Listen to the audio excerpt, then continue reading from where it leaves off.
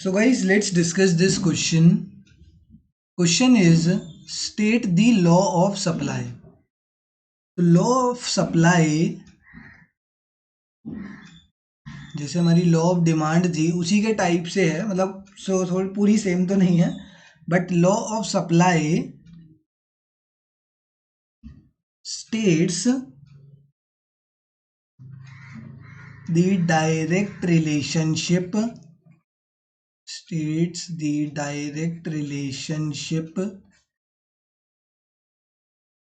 between price and quantity supplied. Between price and quantity supplied.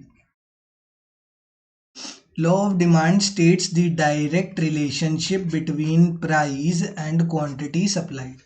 Quantity supplied और price के बीच में direct relationship, एक चीज लिखनी भूल गया,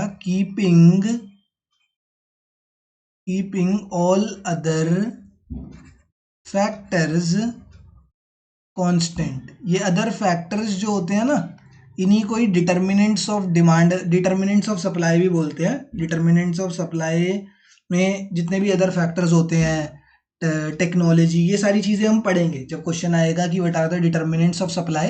डिटर्मिनेंट्स ऑफ सप्लाई में मतलब सप्लाई को क्या क्या चीज़ें डिटरमाइन करती हैं, किसकी वजह से सप्लाई अफेक्ट होती है. तो एक तो प्राइस की वजह से तो होती ही होती है, दोनों के बीच में डायरेक्ट रिलेशनशिप होती है, बट उसके अलावा और भी फैक्टर्स हैं जिसकी वजह से, जिसकी वजह से सप्लाई अफेक्ट होती है, कम या ज़्यादा होती है. वो अदर फैक्टर्स को इस टाइम पीरियड के लिए, जब हम ये रिलेशनशिप बता रहे हैं, तो उस टाइम पीरियड के लिए उस रिलेशनशिप को कांस्टेंट रख दिया जाता है. हम कहते हैं कि जितने भी अदर फैक्टर्स हैं उसमें कोई भी चेंजेस नहीं है, वो सारे कांस्टेंट हैं. तो जब वो कांस्टेंट होंगे तो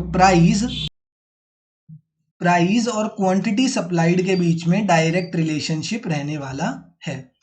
डायरेक्ट रिलेशनशिप का मतलब कि प्राइस बढ़ेगा तो क्वांटिटी सप्लाइड भी उसके साथ साथ बढ़ेगी, प्राइस कम होगा तो क्वांटिटी सप्लाइड भी उसके साथ साथ कम होगी. This is known as direct relationship.